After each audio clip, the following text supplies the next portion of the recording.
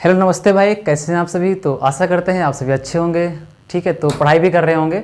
तो आज इस वीडियो में हम बात करेंगे, लेकिन उससे पहले हमारी पिछली वीडियो में आप लोग क्या क्या पढ़ चुके थे, मैं उन चीज़ों को रिकॉल करा देता हूँ। ठीक है भाई, तो वहाँ पे आप लोगों ने प्रकाश को पढ़ा था, प्रकाश के परावर्तन के नियम पढ़ लिए थे। ठीक है, साथ ही साथ उसके उसके बाद में आपने लेंस पढ़ा था, उत्तल लेंस पढ़ लिया था, अवतल लेंस पढ़ लिया था।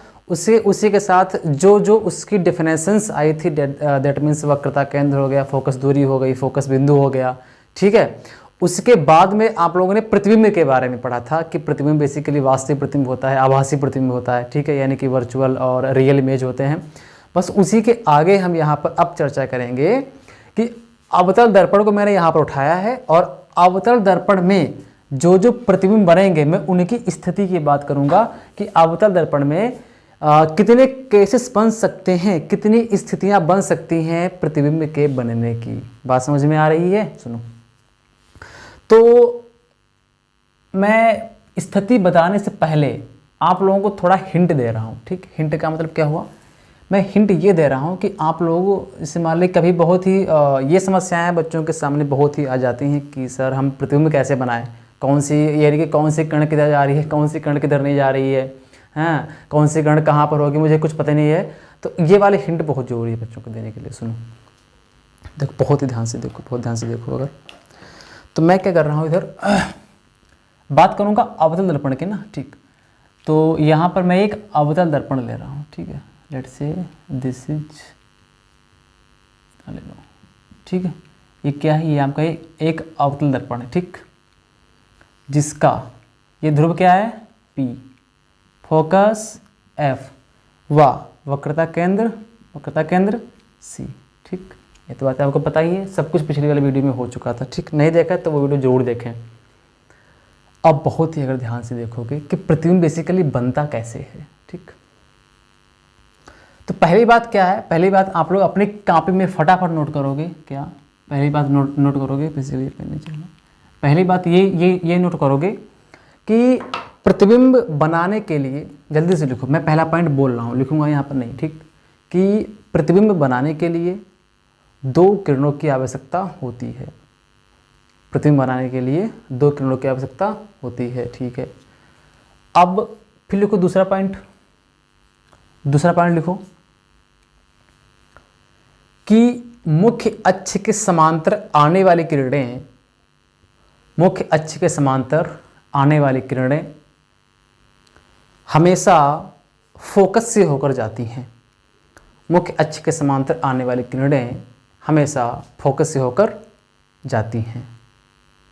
लिख गया? ठीक है, अगला पॉइंट लिखो, यानी कि पॉइंट नंबर 3 आपको लिखना है। अब पॉइंट नंबर 3 क्या लिखोगे कि फोकस से होकर आने वाली किरणें, मैं अभी सब इनका प्रूफ भी करवाऊंगा कि फोकस से होकर आने वाली किरणें हमेशा मुख्य अक्ष के समांतर हो जाती हैं। ठीक है, फोकस से होकर आने वाली किरणें हमेशा मुख्य अक्ष के समांतर हो जाती हैं। ओके, फोकस से होकर जाने वाली किरणें हमेशा मुख्य अक्ष के समांतर हो जाती है। कब होती है भाई? इसका परावर्तन हो रहा होता है तब होती है। ठीक, ओके नो, ये लिख गया। ठीक, अगला पॉइंट देखो, अगला पॉइंट एक और पॉइंट लिखो क्या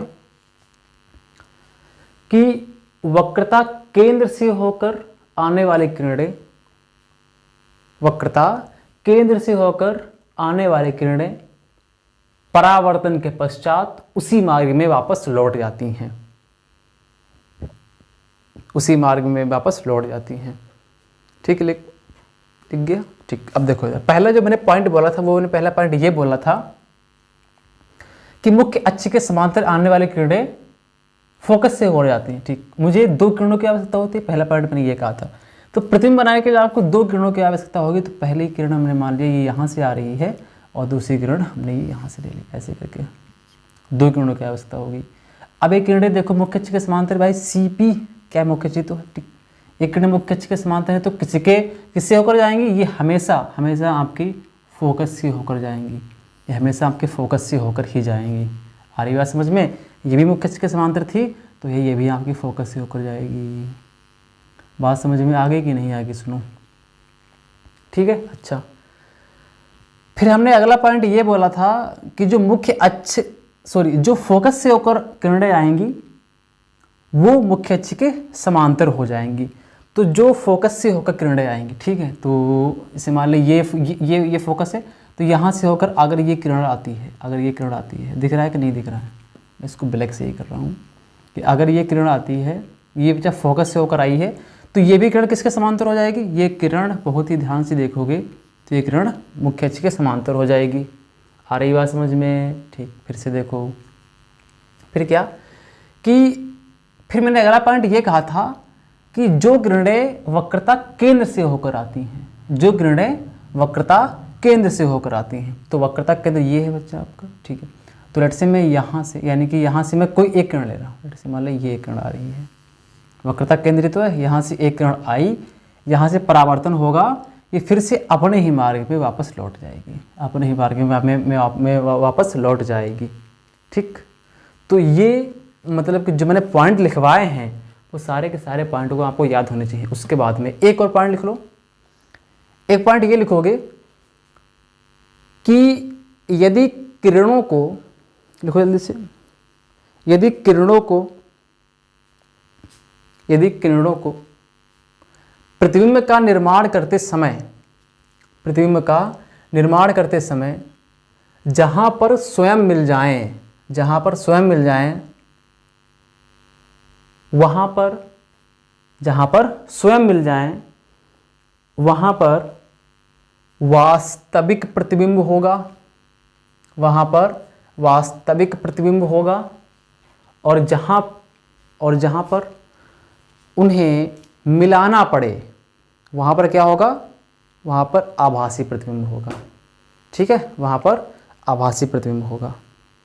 ओके, यानी कि जो किरणें, जैसे कि देखो ये किरणें ऐसे आ रही थी, अपने आप मिल रही हैं यहाँ पर फोकस पर ऐसे करके, तो ये तो किरणें अपने आप मिल रही हैं, तो यहाँ पर कैसा प्रतिबिंब बनेगा, आभासी, सॉरी वास्तविक प्रतिबिंब बनेगा। लेकिन वही किरणों को जबरदस्ती मिलाना पड़ जाए तो वहाँ पर कैसा प्रतिबिंब बनेगा भैया, तो वहाँ पर बनेगा आपका आभासी प्रतिबिंब। ओके, बात समझ में आ रही है? ठीक, तो ये जो पॉइंट हमने लिखवाए हैं, फटाफट ये वाला पॉइंट आप लोग लिख तो चुके ही होंगे, ठीक है। तो इसी पॉइंट के बेस्ड पर अब मैं आप लोगों को, इसमें बेसिकली टोटल 6 केसेस बनते हैं, ठीक है। तो अब मैं वो 6 केसेस आपको बताने वाला हूँ, ठीक, बहुत ही आराम से देखना। ओके,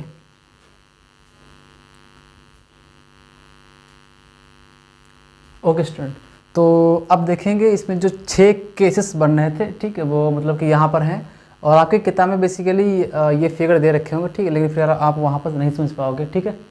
तो यहाँ पर जो अवतल दर्पण है उससे जो 6 केसेस बनने वाले हैं उनकी मैं यहाँ पर बात करने वाला हूँ, ठीक, सुनो। और हाँ, प्रतिबिंब कैसे बनते हैं तो ये बात मैं आपको पहले ही लिखवा चुका हूँ, 3-4 पॉइंट मैंने लिखवाए हैं, ठीक है। तो उसी के अकॉर्डिंग ही आपको यहाँ पर प्रतिबिंब बनाने हैं, ठीक, बहुत ही आसान सा है ये, सुनो। पहला हमने क्या लिखा है केस, पहला हमने लिखा है कि जब वस्तु कहाँ पर हो, अनंत पर हो, ठीक। तो ये एक अवतल दर्पण है जिसका ध्रुव P, फोकस F व वक्रता केंद्र C है। पहली वस्तु कहाँ रखी, अनंत पर रखी, अनंत पर कोई एक वस्तु रखी है और वहाँ से प्रकाश किरणें आ रही हैं, ठीक। अब मैंने आपको कहा था कि किसी भी प्रतिबिंब का निर्माण करते समय आपको 2 प्रकाश किरणों की आवश्यकता होती है, यानी कि आपको 2 प्रकाश किरणें लेनी होती हैं। तो एक प्रकाश किरण हमने ये ली, ये प्रकाश किरण इस तरीके से गई, दर्पण से इसका परावर्तन हुआ, और मैंने आपको बताया था कि जो मुख्य अक्ष के समांतर जो किरण जाती है वो फोकस से होकर जाती है, तो यानी कि ये वाली जो किरण है वो फोकस से होकर, यानी कि ये पहली वाली किरण यहाँ पर आ गई, ठीक। दूसरी बात, ये हमने एक किरण ले ली, दूसरी किरण ये वाली किरण, तो यहाँ से होकर गई, परावर्तन हुआ इसका, और ये भी फोकस से होकर चली गई, ठीक है। तो ये वाली दूसरी वाली किरण यहाँ पर आ गई, ठीक। अब उसने कहा है कि प्रतिबिंब की स्थिति, यानी कि प्रतिबिंब बेसिकली बन कहाँ पर रहा है, तो प्रतिबिंब कहाँ बन रहा है बच्चा, फोकस पर बन रहा है। तो यहाँ पर क्या लिखोगे, F पर, F पर या फोकस पर। ओके, फिर कहता है कि प्रतिबिंब का आकार, तो प्रतिबिंब का आकार कैसा होगा, यानी कि प्रतिबिंब का साइज, जो इमेज बना है उसका साइज कितना है, ठीक है। तो साइज देखो एक बिंदु के आकार का है कि नहीं है, तो लिखोगे अत्यधिक छोटा या बिंदु के आकार का। तो यहाँ पर मैं लिख दे रहा हूँ बिंदु के आकार का, बिंदु के आकार का, ठीक है, या अत्यधिक छोटा, देखो ना बहुत छोटा, एक पॉइंट जैसा बना है, ठीक। फिर से देखो, फिर कहता है कि प्रतिबिंब की प्रकृति बताओ। प्रकृति की का मतलब ये हुआ कि उसका नेचर कैसा है। ठीक सुनो, मैंने आपको बताया था कि ये किरण इस तरफ जा रही है, यानी कि ये पहले ऊपर थी अब नीचे आ गई, ये नीचे थी ये पहुंच गई ऊपर। एक तो ट्रिक ये हुई। दूसरी ट्रिक क्या हुई, मैंने आपको बताया था कि अगर दो किरणें आपस में अपने आप मिलती हैं, आपस में अपने आप मिलती हैं, तो वहाँ पर कौन सा प्रतिबिंब बनेगा, वहाँ पर हमेशा आपका वास्तविक प्रतिबिंब होगा। ठीक है, वहाँ पर आपका कैसा प्रतिबिंब होगा, वास्तविक प्रतिबिंब होगा। तो ये किरण देखो ना अपने आप बन रही है, तो प्रतिबिंब कैसा हो गया भैया आपका, वास्तविक। साथ ही साथ और क्या होगा कि अगर कोई प्रतिबिंब वास्तविक होता है तो वो कैसा होता है, उल्टा होता है। तो वास्तविक एवं उल्टा। आगे बात समझ में, ऐसे बनाना है। ठीक, अब देखो दूसरा केस क्या कहता है। दूसरा केस ये है कि जब वस्तु C से परे या अनंत व वक्रता केंद्र के बीच में हो। तो वक्रता केंद्र तो ये है, अनंत बहुत दूर है, इसके बीच में हमने मान लिया कि AB कोई वस्तु यहाँ पर रखी है जो कि वक्रता केंद्र व जो वक्रता केंद्र व अनंत के बीच में है। दैट मीन्स C से परे है। ठीक, तो बताया था ना मैंने कि दो किरणों की आवश्यकता होती है। तो ये AB वस्तु है, यहाँ से एक प्रकाश किरण जा रही है और ये वाली जो प्रकाश किरण है वो मुख्य अक्ष के समांतर है। किससे होकर जाएगी, फोकस से होकर जाएगी। तो फोकस से होकर ये इस तरीके से इसका परावर्तन हो गया।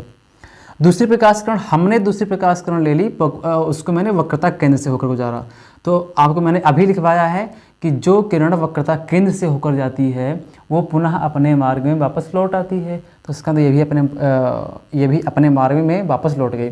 तो प्रतिबिंब बेसिकली आपका ये बनना है, यहाँ पर बना प्रतिबिंब ना, ये A' और ये B'। ठीक, तो अब बताओ प्रतिबिंब की स्थिति कहाँ पर है, C व F के बीच, C व F के बीच क्या है, प्रतिबिंब की स्थिति है। फिर कहता है कि प्रतिबिंब का आकार कैसा है। ये वस्तु थी, ये इसका आकार है, तो इसका छोटा ही तो है। तो किससे छोटा, वस्तु से छोटा। वस्तु या बिंब, बेसिकली बिंब को हम वस्तु कहते हैं। ठीक, तो वस्तु से छोटा, वस्तु या बिंब से छोटा। ठीक, अच्छा फिर से देखो, फिर कहता है कि इसकी प्रकृति क्या है, इसका नेचर क्या है। तो नेचर क्या है, देखो ना, उल्टा बनना है प्रतिबिंब। साथ ही साथ कैसा है, ये जो किरण है वो अपने आप आपस में मिल रही हैं। तो ये किरणें जब अपने आप आपस में मिल रही हैं, इनको मुझे मिलाना ही नहीं पड़ा, तो ये किरणें कैसे, वास्तविक हैं। तो इसकी जो प्रकृति होगी वो कैसी होगी, वास्तविक एवं उल्टा। ठीक है, वास्तविक एवं उल्टा। आगे बात समझ में, ओके। अब आते हैं केस नंबर 3 पे। क्या कहता है ये केस, ये स्थिति क्या कहती है कि जब वस्तु वक्रता केंद्र पर हो। अब वस्तु देखो पहले थी अनंत पर, अब आगे बढ़ रही है ना, ध्रुव की ओर जा रही है। अब वस्तु C व अनंत के बीच में आई। अब वस्तु कहाँ पर पहुँच गई है बच्चा, वक्रता केंद्र पर आ गई, सॉरी। ठीक, ओके।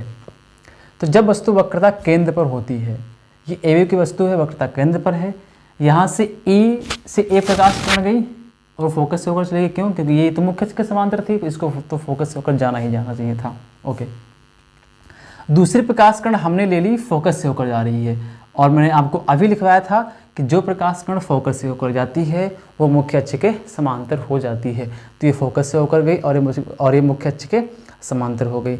जब ये मुख्य अक्ष के समांतर हुई तो बहुत ही, अगर ध्यान से देखोगे तो ये दोनों किरणें यहाँ पर काट रही हैं, यानी कि जो प्रतिबिंब बनेगा वो आपका यहाँ पर बनेगा। दैट मीन्स ये A' और ये B' आपका प्रतिबिंब बनेगा। ठीक, तब कहता है कि प्रतिबिंब की स्थिति कहाँ पर है, देखो C पर। प्रतिबिंब की स्थिति कहाँ पर है, C पर ही है, यानी कि वक्रता केंद्र पर ही है। तो इसका मतलब जब वस्तु वक्रता केंद्र पर रखी होती है तो उसका प्रतिबिंब कहाँ पर बनता है, वक्रता केंद्र पर ही बनता है। अगर आप बात करोगे आकार की, तो जितनी हमारी वस्तु थी उतनी ही वस्तु का प्रतिबिंब बना है, यानी उतनी ही साइज का हमारा प्रतिबिंब बना है। तो दैट मीन्स क्या लिखोगे यहाँ पर, वस्तु के आकार का। ठीक है, वस्तु के आकार का प्रतिबिंब बनेगा। ओके, नाउ अब बात करें अगर हम प्रकृति की, दैट मीन्स नेचर की, तो इसकी नेचर कैसी होगी, इसकी प्रकृति कैसी होगी। तो ये किरणें आपस में अपने आप मिल रही हैं, तो इसका मतलब क्या होगा, वास्तविक होगा भाई। और जब कोई प्रतिबिंब वास्तविक होता है तो वो क्या होगा, वास्तविक उल्टा होगा। बस हो गया। ठीक, आगे आओ। अब कहता है केस 4, इसमें क्या कह रहा है कि जब वस्तु C व F के बीच में हो, ठीक, यानी कि जब वस्तु वक्रता केंद्र व फोकस के बीच में रखी हूँ तब क्या होता है। देखो इधर ये C है और ये F है, इसके बीच में वस्तु रखी है, यानी कि यहाँ पर कोई वस्तु A भी रखी है, ठीक। तो पहली प्रकाश किरण मुख्य अक्ष के समांतर गई, मुख्य अक्ष के समांतर जब ये प्रकाश किरण गई तो ऑब्वियस सी बात है इसको फोकस से होकर जाएगी, ठीक है। दूसरी प्रकाश किरण को हमने वक्रता केंद्र से होकर गुजारा, जब ये प्रकाश किरण बच्चा वक्रता केंद्र से होकर गई तो इसका जो परावर्तन होगा वो तो उसी मार्ग में हो जाएगा ना। तो ये किरणें यहाँ पर आई और ये किरणें यहाँ पर काट रही हैं, तो इसका प्रतिबिंब कहाँ पर बनेगा। ये बच्चा वक्रता केंद्र है, इधर तो अनंत है, तो इसका प्रतिबिंब बेसिकली बन कहाँ पर रहा है, तो इसका प्रतिबिंब बेसिकली अनंत व वक्रता केंद्र के बीच में बनना है, ठीक है। तो प्रतिबिंब की स्थिति है कहाँ पर, अनंत व वक्रता केंद्र के बीच। तो अनंत व वक्रता केंद्र, वक्रता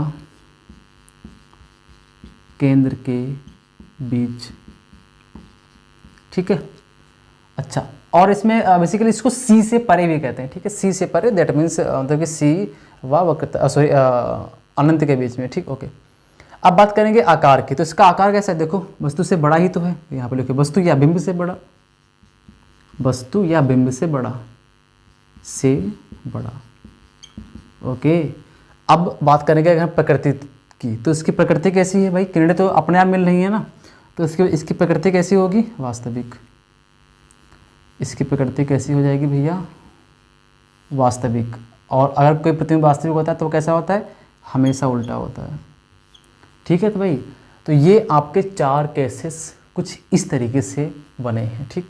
तो फटाफट आप लोग वीडियो को पॉज करो, इसको जल्दी से नोट करो, बाकी जो 2 केसेस बचे हैं वे फटाफट उनको भी करवा देता हूँ, ठीक, ओके। फटाफट नोट करो।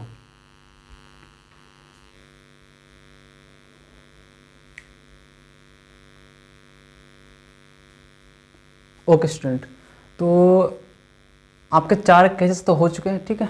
यहाँ पर 2 केसेस और हैं, 2 केसेस फटाफट इनको भी पढ़ लेते हैं, फिर उसके बाद में इसके उपयोग के बारे में पढ़ेंगे, ठीक। तो बात करते हैं अब केस 5 की, ठीक है। केस 5 देखो क्या कहते हैं भाई, केस 5। केस 5 ये कहता है कि जब वस्तु कहाँ पर हो, F पर हो। तो ये वस्तु कहाँ पर हो, चाहे F पर रखी हुई है, ठीक है। तो जब वस्तु कहाँ पर हो, F पर हो, सुनो, यहाँ से ये वस्तु A भी रखी है, यहाँ से A प्रकाश किरण गई, वो फोकस से होकर चली गई, क्यों, क्योंकि ये मुख्य अक्ष के समांतर जा रही है और मुख्य अक्ष के समांतर जो किरण जाती है वो हमेशा फोकस से होकर ही जाती है, ठीक।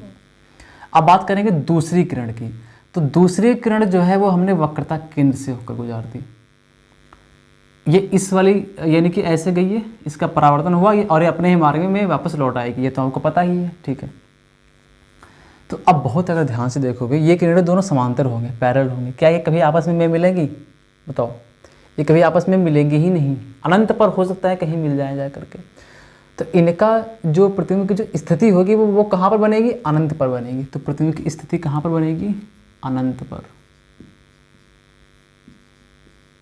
अनंत पर। आगे बात समझ में, ठीक। अब बात करेंगे आकार, तो आकार अनंत पर यानी कि बहुत बड़ा होगा, तो यहाँ पे लिखोगे बिंब से बहुत बड़ा या वस्तु से बहुत बड़ा, वस्तु से बहुत बड़ा, ठीक। अब बात करेंगे प्रकृति की, तो प्रकृति कहीं ना कहीं आपस में मिल ही जाएंगी अनंत पर जाकर। तो प्रकृति कैसी होगी इसकी, वास्तविक, वास्तविक एवं उल्टा। जब प्रतिबिंब वास्तविक होता है तो उसका जो इमेज होता है वो हमेशा उल्टा ही बनता है, ठीक है। अब बात करेंगे किसकी, केस 6 की। इसमें क्या है कि जब वस्तु ध्रुव व F के बीच में हो, यानी कि ये ध्रुव है और ये F है, इसके बीच में हो, यानी कि ध्रुव व फोकस दूरी के बीच में हो, ठीक। ये वस्तु यहाँ पर A भी रखी है, ठीक है। तो यहाँ से एक किरण बच्चा मुख्य अक्ष के समांतर गई और वह जो है फोकस से होकर चली गई, ठीक है। दूसरी किरण को मैंने वक्रता केंद्र से होकर गुजारा इस तरीके से और वह पुनः अपने मार्ग में वापस लौट आई। अब सुनो, हम जैसे जैसे ये किरणें इस तरफ जा रही हैं, इनकी जो दूरियां हैं वो लगातार बढ़ती हुई जा रही हैं। देखो बढ़ रही हैं कि नहीं बढ़ रही दूरियां, और जब इनकी दूरियां लगातार बढ़ रही हैं तो क्या ये कहीं मिलेगी, ये अनंत पर भी नहीं मिलेंगी। लेकिन अगर आप इनको पीछे बढ़ाओगे, ये दर्पण है, दर्पण के अगर हम इनको पीछे ले जाओगे तो पीछे कहीं ना कहीं मिल जाएंगे। तो पीछे कहीं ना कहीं ये यहाँ पर मिल रही हैं, यानी कि ये बिंदु यहाँ पर मिलेंगी, ठीक है। ये जो पीछे हैं वो जो है कहीं ना कहीं मिल ही जाती हैं। और ये कहाँ पर मिल रही है बच्चा, तो ये जो है आपकी यहाँ पर मिल रही है। ठीक, लेट्स से ये जो प्रतिबिंब बना है आपका ए डैश और बी डैश प्रतिबिंब बन गया। कहाँ बना, दर्पण के पीछे बना। ठीक, तो इस स्थिति में क्या लिखोगे यहाँ पर, तो यहाँ पर प्रतिबिंब की स्थिति क्या बनेगी, दर्पण के पीछे, दर्पण के पीछे। ठीक, अब बात करोगे आकार की, तो इसका आकार कैसा होगा, देखो वस्तु से बड़ा है। ठीक है, तो यहाँ पर लिखोगे वस्तु से बड़ा, वस्तु यानी बिंब से बड़ा। ठीक है, वस्तु से बड़ा। ओके, अब बात करोगे प्रकृति, तो इसकी प्रकृति कैसी होगी, देखो ये प्रतिबिंब हमने क्या कहा था कि हमें किरणों को ज़बरदस्ती मिलाना पड़ा, तो इसकी प्रकृति कैसी होगी बताओ, तो इसकी प्रकृति होगी आपकी आभासी, यानी कि ये प्रतिबिंब कैसा बनेगा, आभासी। आभासी, और जब कोई प्रतिबिंब, जब कोई इमेज वर्चुअल होता है, जब कोई प्रतिबिंब आभासी होता है तो हमेशा सीधा होता है, आभासी तथा सीधा, आभासी तथा सीधा।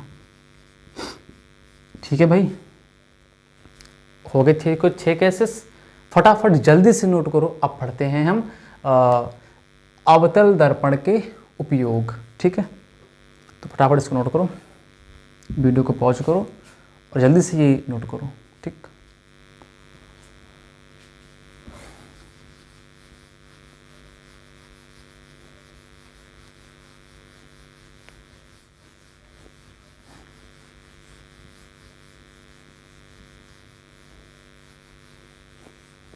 किसकी, अब डालोगे हेडिंग आप लोग कि अवतल दर्पण के उपयोग। ठीक है, डालो हेडिंग फटाक से, अवतल दर्पण के कुछ 2 3 4 उपयोग हैं, फटाफट यहाँ पर लिख लेते हैं जल्दी से, फिर बात करेंगे आगे। ठीक, डालो हेडिंग भाई, अवतल दर्पण के उपयोग, अवतल दर्पण के उपयोग, अवतल दर्पण के उपयोग। ठीक है, uses of concave mirror. Okay ना, ठीक, अवतल दर्पण के उपयोग। ठीक, लिखो पहला उपयोग, लिखो मतलब मैं क्या ही लिखूँगा बेसिकली, आप लोग लिखो पहला पॉइंट लिखो, लिखो टार्च, टार्च कामा सर्च लाइट, टार्च कामा सर्च लाइट व वाहनों की हेडलाइट में, टार्च कामा सर्च लाइट व वाहनों की हेडलाइट में।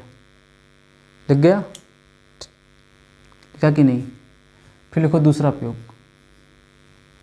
दूसरा लिखो जल्दी से, सेविंग दर्पणों में, सेविंग दर्पणों में व सौर कोकर में अवतल दर्पण का उपयोग करते हैं।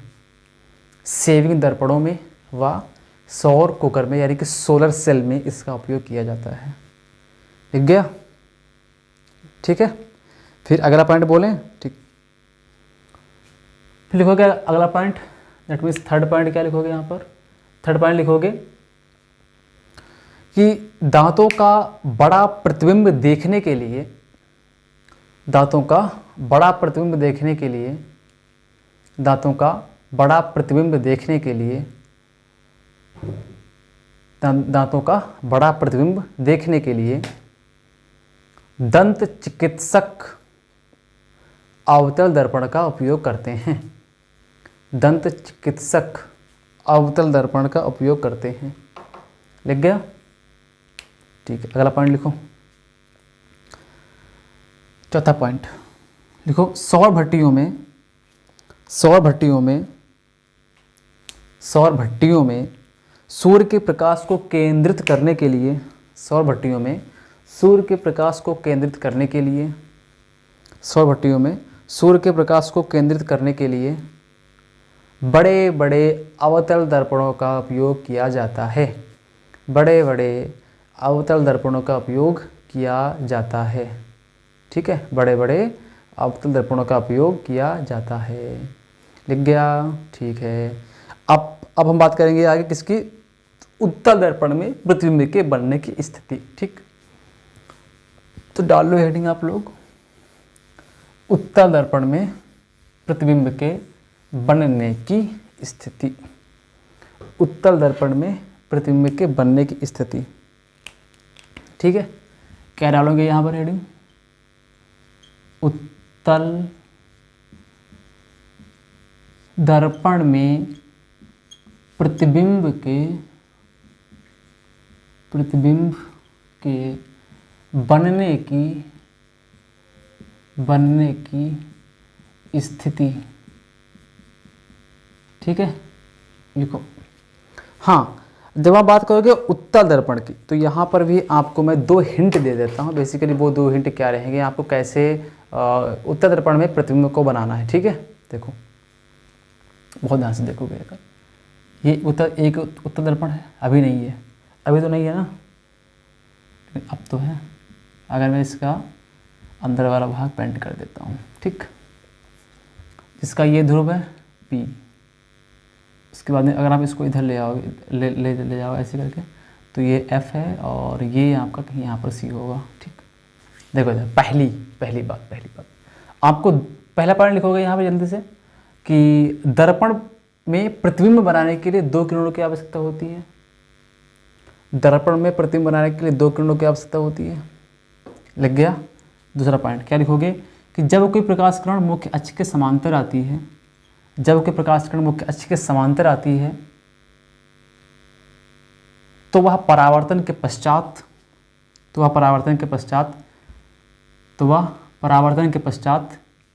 मुख्य फोकस से होकर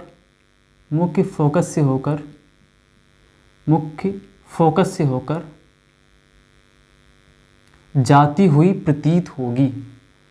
मुख्य फोकस से होकर जाती हुई प्रतीत होगी। पहला पॉइंट लिख गया, ठीक है। सॉरी, ये तो था दूसरा पॉइंट। फिर लिखोगे अगला पॉइंट क्या लिखोगे कि जब कोई प्रकाश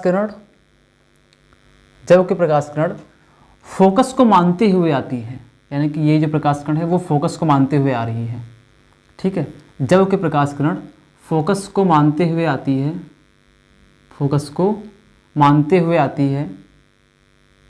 तो वह हमेशा मुख्य अक्ष के समांतर हो जाती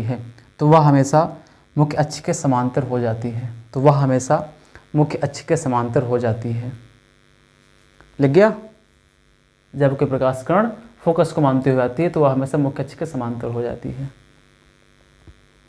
लिख गया भैया, ठीक। अब देखो अगला पॉइंट क्या लिखोगे कि जब कोई प्रकाश किरण वक्रता केंद्र को मानते हुए आती है, यानी कि ये है वक्रता केंद्र।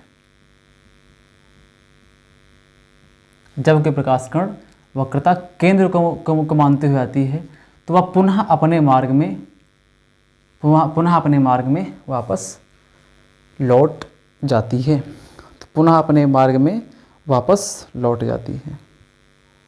ठीक, तो वह पुनः अपने मार्ग में वापस लौट जाती है।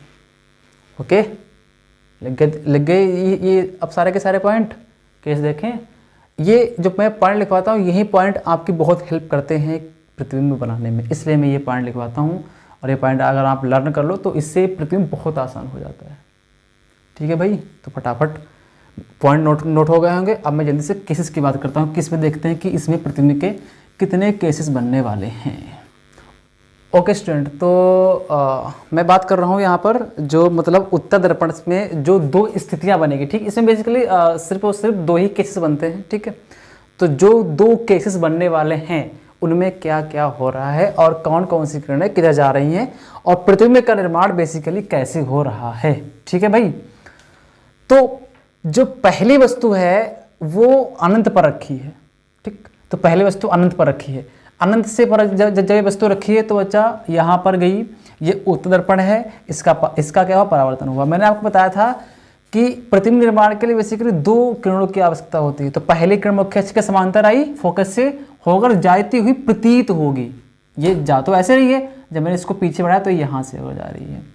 दूसरी बात, दूसरी किरण में अब इसको यहाँ से ले रहा हूँ, दूसरी किरण आप यहाँ से लोगे, ये भी फोकस से होकर जाती हुई प्रतीत होगी। तो इसको जब आप पीछे बढ़ाओगे कुछ इस तरीके से, तब ये बच्चा आपको कहीं यहाँ पर मिलेगी। ठीक है, बहुत ध्यान से देखोगे तो इसकी स्थिति यानी कि प्रतिबिंब कहाँ पर बना, F पर बना। तो प्रतिबिंब कहाँ पर बना है बच्चा, F पर, और वो भी दर्पण के इस तरफ है, यानी कि F पर बना है बेसिकली। ठीक है, प्रतिबिंब कहाँ पर बना है बच्चा, F पर, व दर्पण के पीछे, दर्पण के पीछे। ठीक है भाई, सुनो, अब कहता है कि आकार, प्रतिबिंब का आकार कैसा है, बिंदु के आकार का है। तो लिखोगे अत्यधिक छोटा, अत्यधिक छोटा, बिल्कुल बिंदु के आकार का, ठीक है, तो बिंदु के आकार का, बिंदु के आकार का, ठीक। उसके बाद में सुनो, प्रकृति कैसी है इसकी, प्रकृति कैसी, हाँ ये प्रतिबिंब इस तरह बनाना, तो प्रतिबिंब इन किरणों को मुझे जबरदस्ती मिलाना पड़ा, तो ये इसकी प्रकृति कैसी होगी, आभासी। तो जब कोई प्रतिबिंब आभासी होता है तो वह कैसा होता है, आभासी एवं हमेशा सीधा रहेगा। आगे बात समझ में मेरे प्यारे भाई, ठीक। सुनो, अब बात करें केस 2 की। केस 2 में क्या है कि जब वस्तु अनंत व पी के बीच में रखी हुई, यानी कि ये इसका ध्रुव पी है और ये अनंत, इसके बीच में जब कोई वस्तु रखी है तो इसका प्रतिबिंब कहाँ पर बनेगा, ये वस्तु ए बी है, ठीक। ये इस तरीके से होकर जा रही है, ठीक। तो पहली प्रकाश किरण मैंने मुख्य अक्ष से होकर गुजारी, मुख्य अक्ष से होकर गुजारने के बाद जब इसका परावर्तन होगा तो ये कहीं ना कहीं एफ से होकर जाती हुई प्रतीत होगी।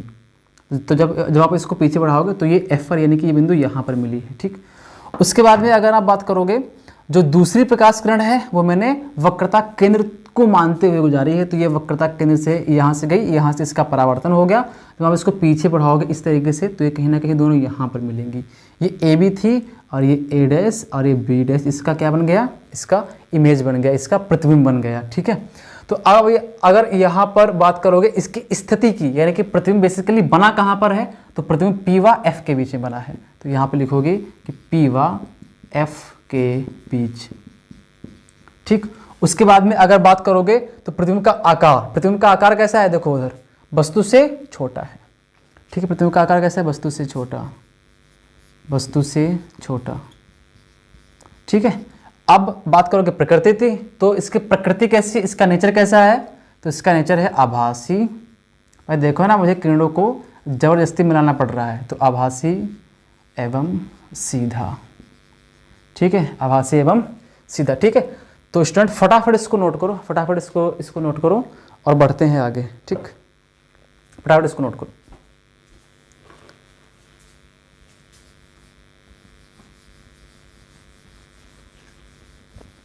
ओके, तो ये अब केसेस आपको बिल्कुल याद हो जाने चाहिए, ठीक है। परीक्षा में 1 नंबर में क्वेश्चन जरूर आता है, बहुविकल्पी प्रश्न में भैया एक क्वेश्चन पूछा जरूर जाता है यहाँ से, और ये वो क्वेश्चन आप तभी कर पाओगे जब आपको ये सारे के सारे केसेस पता होंगे, ठीक है।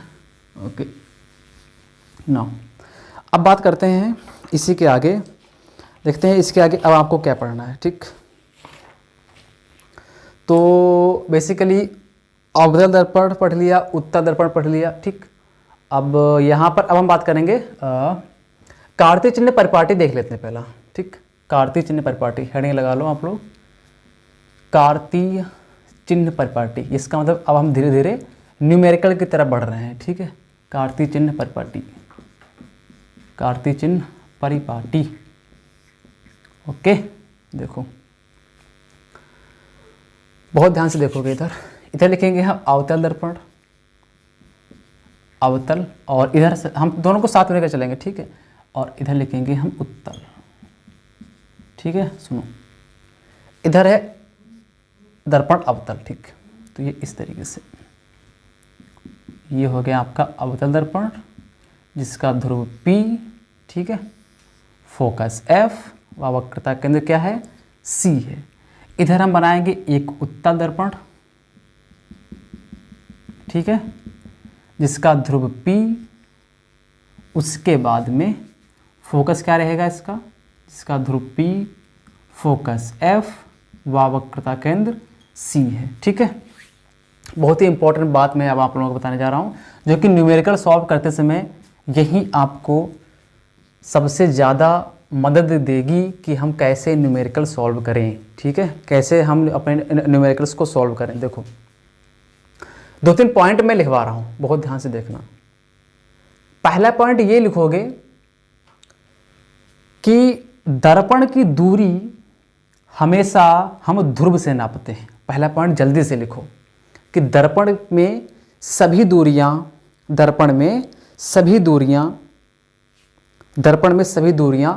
ध्रुव से नापी जाती हैं। दर्पण में सभी दूरियां ध्रुव से नापी जाती हैं, यानी कि मैं सारी की सारी दूरियां इस ध्रुव से नापूंगा, ठीक। आगे बात समझ में? अच्छा, अब लिखो दूसरा पॉइंट लिखोगे कि प्रकाश किरण की दिशा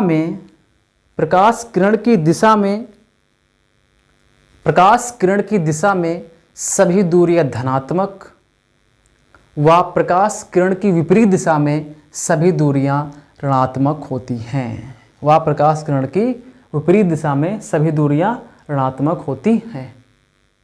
लिख गया? वीडियो को पॉज करके आप आराम से लिख सकते हो। ठीक, लिख गया भैया? ओके। अब बात करते हैं तीसरे पॉइंट की। तीसरा पॉइंट क्या? बेसिकली अब मैं सारे के सारे पॉइंट यहाँ पर बताने वाला हूँ। ठीक, एक प्रकाश किरण में यहाँ से ले रहा हूँ, ऐसे करके अनंत से कोई एक प्रकाश किरण आ रही है, ऐसे करके इसमें भी कोई अनंत से एक प्रकाश किरण आ रही है। बहुत ही ध्यान से देखना, पी व एफ के बीच की दूरी को हम क्या कहते हैं? एफ कहते हैं। हाँ जी, पता है आपको सभी को, वेरी गुड, अभी तो कहते हैं। ठीक है, दर्पण का ध्रुव व वक्रता केंद्र के बीच की दूरी को क्या कहते हैं भाई? वक्रता त्रिज्या कहते हैं। सही बात है, बिल्कुल सही बात है, वक्रता का त्रिज्या कहते हैं। ठीक है, इसमें भी हम सेम लिख देते हैं। पी व एफ के बीच की दूरी को बच्चा एफ कहते हैं, और पी व सी यानी कि दर्पण का ध्रुव व वक्रता केंद्र के बीच की दूरी हम क्या कहते हैं बच्चा? आर कहते हैं, यानी कि वक्रता त्रिज्या कहते हैं। ठीक है, सुनो अब बहुत ध्यान से देखो। हमने क्या बताया था कि दर्पण की, अब आपको ये जो एफ है वो माइनस का होगा, प्लस का होगा, आर प्लस का होगा, माइनस का होगा, ये सब आपको बतानी है। ठीक है, तो हमने क्या कहा था कि सारी की सारी दूरियां दर्पण के ध्रुव से नापी जाएंगी। दर्पण की दिशा में सभी दूरियां धनात्मक होंगी, विपरीत दिशा की सारी दूरियां ऋणात्मक होंगी। ठीक है, तो दर्पण की दिशा में अब हम P यहाँ पर है, हम P से F की ओर जा रहे हैं, यानी कि दर्पण की ये जो किरण है, किरण की दिशा तो ये है भाई, इस तरफ है, यानी कि इस तरफ की सारी दूरियां प्लस की होंगी और इस तरफ की सारी दूरियां कैसी होंगी? माइनस की होंगी। तो हम दर्पण का ध्रुव ये है और F के बीच की दूरी को हम नाप रहे हैं, तो हम ध्रुव से इस तरफ जा रहे हैं ना, यानी कि किरण से हम उल्टा जा रहे हैं। तो उल्टा जाने पर क्या होगा बच्चा? दूरी कैसी हो जाएगी? माइनस की। तो F कैसा होगा? नेगेटिव होगा। आई बात समझ में? फिर से देखो, अगर आप त्रिज्या की बात करोगे तो दो दर्पण का ध्रुव यहाँ पर है, वक्रता केंद्र के यहाँ पर है। अब आप यहाँ से दूरी नापोगे भाई, दर्पण की जितनी भी दूरियां हैं वो हमेशा दर्पण के ध्रुव से ही नापी जाती हैं। तो जब आप दूरी यहाँ से नापोगे तो फिर से देखो, किरण के आप विपरीत जा रहे हो भाई, किरण तो ऐसे आ रही है, जा रहे हो उसके उल्टे में, तो ये भी तो माइनस की होगी। चेक करो, आगे बात समझ में? तो क्या यहाँ पर मैं ये बातें लिख दूँ क्या? और उसके बाद में वस्तु कहीं पर रखी होगी, भाई वस्तु भी तो कहीं पर रखी है ना, अनंत पर रखी है। तो वस्तु के केंद्र के बीच वस्तु की दूरी किसको हम क्या लिखते हैं? यू लिखते हैं। अब ये भी तो देखो ना, दर्पण की विपरीत दिशा में है, तो ये भी आपकी कैसी होगी? माइनस की होगी।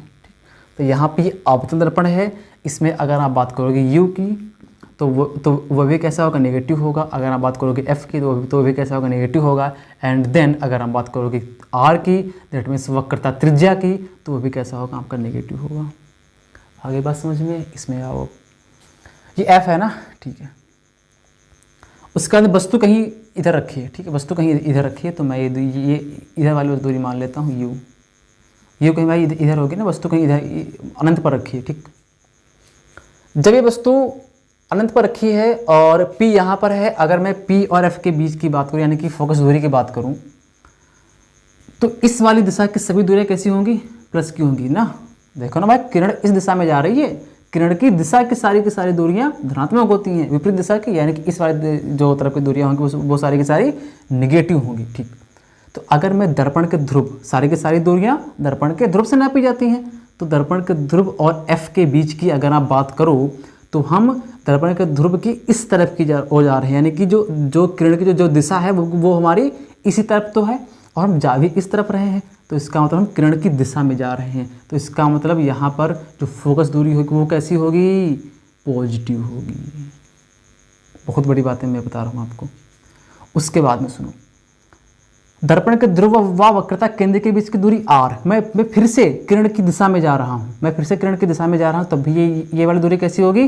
पॉजिटिव होगी। अब देखो, ये दर्पण का ध्रुव है, वस्तु कहीं दूर रखी है इधर, अब मैं दर्पण के ध्रुव से उल्टा आ रहा हूँ, यानी कि इसकी तरफ उल्टा आ रहा हूँ। किरण तो भाई हमारी इस तरफ जा रही है, मैं इसके उल्टा आ रहा हूँ, तो उल्टा में क्या होगा? ये माइनस की हो जाएगी। तो मैं यहाँ पर फिर से ये वाली बातें लिख रहा हूँ कि उत्तर दर्पण में जो यू होता है वो आपका नेगेटिव होता है। नाउ एफ जो होता है वो आपका पॉजिटिव होता है और जो आर होता है वो भी आपका पॉजिटिव होता है। ठीक है, ठीक है भैया, फटाफट नोट करो, फटाफट नोट करो। ठीक है, फटाफट नोट करो। बढ़ते हैं आगे दर्पण सूत्र पे।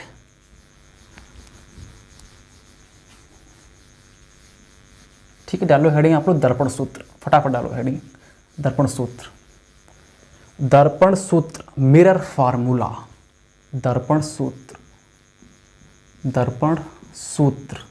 ठीक है, मिरर फार्मूला,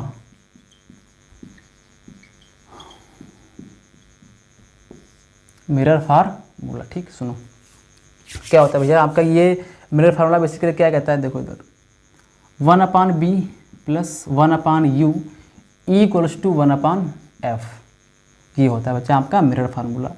इस पर बेस्ड जितने सारे न्यूमेरिकल हैं वो आपको सारे के सारे न्यूमेरिकल करवाए जाएंगे। ठीक है, सुनो यू क्या है, जल्दी जल्दी बोलो, यू क्या है, अरे बोलो ना, यू क्या है, यू क्या है, वस्तु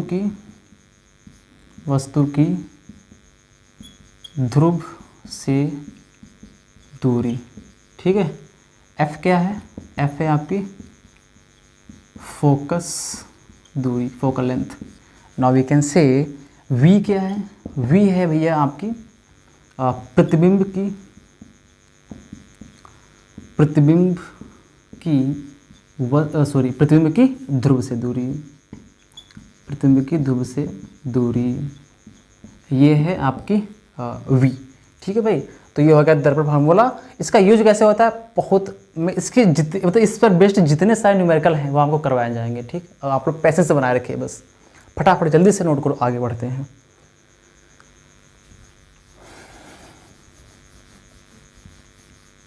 ओके, तो अब अगली हेडिंग आपको क्या पढ़नी है, अब अगली हेडिंग आप लोग लगाओगे अपनी किताब में आवर्धन। ठीक है, क्या हेडिंग डालोगे भैया, आवर्धन, आवर्धन, आवर्धन। इसको बोलते हैं मैग्निफिकेशन। मैग्निफिकेशन क्या होता है, मैग्निफिकेशन बहुत ही आराम से पढ़ेंगे। लिखो, मैं लिखवा रहा हूँ, लिखो लिखो लिखो। प्रतिबिंब की ऊंचाई, प्रतिबिंब की ऊंचाई व प्रतिबिंब की ऊंचाई व वस्तु की ऊंचाई के अनुपात को, प्रतिबिंब की ऊंचाई व वस्तु की ऊंचाई के अनुपात को, प्रतिबिंब की ऊंचाई व वस्तु की ऊंचाई के अनुपात को आवर्धन कहते हैं। ठीक है, सुनो हमने क्या लिखा, m बराबर HI/HO। HI का मतलब क्या है, हाइट ऑफ इमेज, और HO का मतलब क्या है, हाइट ऑफ ऑब्जेक्ट।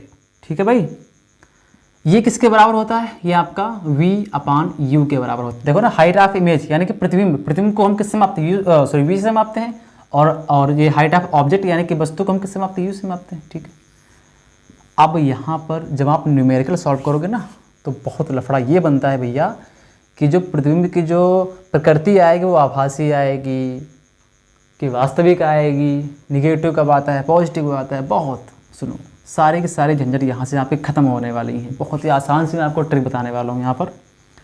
यहाँ पर मैं बीच में लिख रहा हूँ M। ठीक, इधर मैं लिख रहा हूँ चिन्ह, बहुत ध्यान से देखते रहना मेरी बातें। इधर मैं लिख रहा हूँ मान। ठीक है, मान, सुनो चिन्ह, अगर चिन्ह हो पॉजिटिव, कैसा हो, पॉजिटिव हो, तब भैया उसका जो इमेज बनेगा ना, उसका जो प्रतिबिंब बनेगा ना, वो कैसा बनेगा, वो हमेशा आपका आभासी होगा। हमेशा भैया कैसा प्रतिबिंब बनेगा, आभासी। यहाँ से एक लाइन खींच दो ऐसे करके। ठीक है, आभासी होगा, और अगर प्रतिबिंब आभासी तो कैसा होगा, आभासी तथा सीधा होगा। ठीक, दूसरी बात, अगर साइन हो नेगेटिव तो प्रतिबिंब कैसा बनेगा, हमेशा आपका वास्तविक होगा, वास्तविक होगा। और जब प्रतिबिंब वास्तविक है तो कैसा होगा बच्चा, उल्टा होगा, वास्तविक तथा उल्टा हो जाएगा। इसमें आओ, मान की मैं क्या बात कर रहा हूँ कि अगर m का मान 1 से बड़ा है, बहुत ध्यान से सुनना मेरी बातें, अगर m का मान 1 से बड़ा है तो इसका मतलब क्या है, इसका मतलब जो है वो HI है वो HO से बड़ी है, यानी कि हाइट ऑफ इमेज बड़ी है हाइट ऑफ ऑब्जेक्ट से। ठीक है, यानी कि यहाँ पर क्या है भैया, यहाँ पर जो है वो प्रतिबिंब की ऊंचाई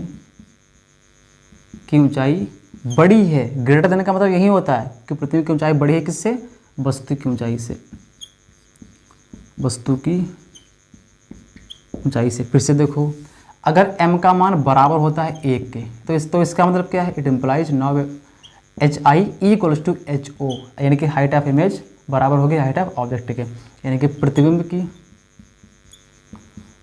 प्रतिबिंब की ऊंचाई बराबर हो जाएगी किसके बच्चा, वस्तु की ऊंचाई के, वस्तु की ऊंचाई के। ठीक है, प्रतिबिंब की ऊंचाई बराबर हो जाएगी वस्तु की ऊंचाई के। ठीक, अब बात करेंगे कि अगर m का मान छोटा होता है 1 से, तब बच्चा क्या होगा, तब जो HI होगी वो लेस देन होगी HO के। दैट मीन्स जो प्रतिबिंब की ऊंचाई होगी ना, प्रतिबिंब की जो ऊंचाई होगी, प्रतिबिंब की जो ऊंचाई होगी वो हमेशा छोटी होगी किससे बच्चा, वस्तु की ऊंचाई से, वस्तु की ऊंचाई से। ठीक है, सुनो, अब अगर मैं आपसे कहूँ कि m का मान -0.5 है, तब बताओ मुझे इसकी प्रकृति क्या होगी। देखो इधर माइनस चिन्ह आया ना, तो जैसे यहाँ पर चिन्ह आया माइनस, हमने माइनस देख के ही कह दिया कि जो इसकी प्रकृति होगी वो होगी वास्तविक। लो, माइनस देख के हमने बता दिया। देखो ना यहाँ पर माइनस इमेज वास्तविक तथा उल्टा होगा, वास्तविक तथा उल्टा होगा। ये तो हो गई इसकी प्रकृति की बात। अब बात करेंगे इसकी साइज की, इसका आकार कैसा होगा। देखो m का मान 1 से छोटा है, m का मान 1 से छोटा है, यानी कि m लेस देन 1, तो क्या होगा, प्रतिबिंब की ऊंचाई तो क्या होगा बच्चा, जो प्रतिबिंब की ऊंचाई होगी वो छोटी होगी किससे, वस्तु की ऊंचाई से। तो यहाँ पर क्या होगा कि जो प्रतिबिंब होगा वो छोटा होगा किससे, वस्तु की ऊंचाई से। ठीक है, तो प्रतिबिंब की ऊंचाई यानी कि इसको मैं यहाँ पे क्या डायरेक्ट लिख दूँ, इसको मैं यहाँ पर डायरेक्ट लिख दूँ क्या, बताओ। इसको मैं यहाँ पर मैं क्या डायरेक्ट लिख दूँ कि जो HI होगा वो छोटा होगा किससे, HO से। तो अब मैं 2 क्वेश्चन आपको दे रहा हूँ। पहला कि अगर m का मान 1.5 है तो इसकी प्रकृति बताओ जल्दी से, तो जल्दी से उसकी प्रकृति बताओ और जल्दी से उसका आकार बताओ। ठीक, दूसरा मैं क्वेश्चन ये दे रहा हूँ कि अगर m का मान 0.8 है, ठीक, ये प्लस का रखते हैं, ये रखते हैं माइनस का, तो इसकी बताओ प्रकृति क्या होगी और इसका आकार क्या होगा। एक और क्वेश्चन दे रहा हूँ मैं थर्ड कि अगर m का मान -4 है तब इसकी प्रकृति क्या होगी और इसका आकार कैसा होगा। ठीक है भैया, तो ये जो क्वेश्चन आपको मैंने 3 क्वेश्चन दिए हैं, इनको आपको करना है। ठीक है, इनको आपको डू योर सेल्फ, यानी कि इनको आपको करना है, और इन क्वेश्चन को सॉल्व करने के बाद आपको कमेंट बॉक्स में इसका आंसर भी बताना है। ठीक है भाई, तो इस वाले वीडियो में हम यहाँ तक ही पढ़ेंगे। अगले वाले चैप्टर में हम बात करेंगे अपवर्तन के नियम, फिर उसके बाद हम बात करेंगे गोली लेंस पे, और गोली लेंस पढ़ने के बाद न्यूमेरिकल्स, और ये चैप्टर अच्छा समाप्त हो जाएगा, यानी कंप्लीट हो जाएगा। ठीक है, तो फटाफट इतनी बातें जल्दी से नोट करो, और अगर वीडियो अच्छा लगा है तो उसको लाइक करो, चैनल को सब्सक्राइब करो। ठीक है भाई, धन्यवाद।